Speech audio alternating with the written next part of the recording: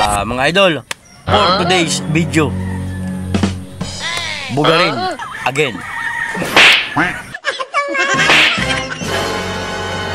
Mga guys, kaninang umaga, inihatid ko na naman po ang aking misis para maghanap buhay sa kanyang nanay. Diyan po sa Kalabit Bayan, sa May Tanay po. Narito po tayo sa Pililya, Bugarin. Lingguhan po kung umuwi. Basta po ako galing pong Tanay. Sabihin niya rito, papahinga po muna ako dito. Sayang mo naman ang pahinga, di video-video po muna.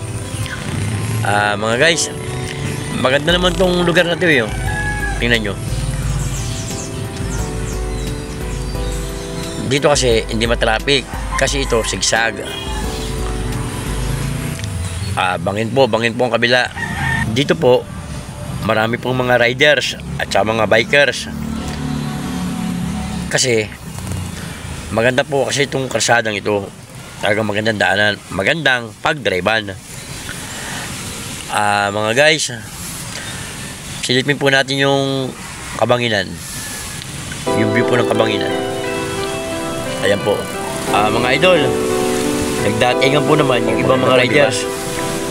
Kaya hanggang dito na lang po ulit. See you next video.